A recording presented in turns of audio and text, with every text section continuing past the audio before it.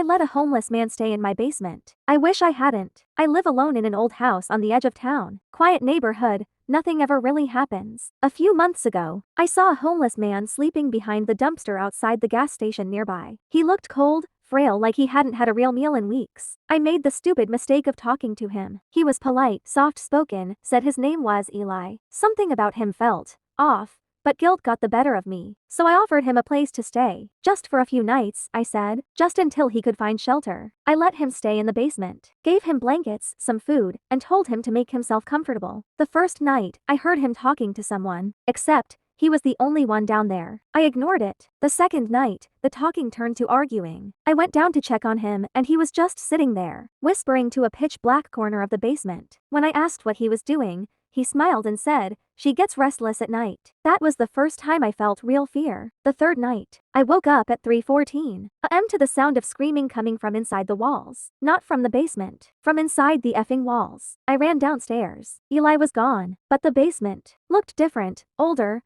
like the stone had aged 100 years overnight. In the corner where he used to sleep was a deep gouge in the floor, like something had crawled out. I called the police. They searched the house, the area. No signs of Eli.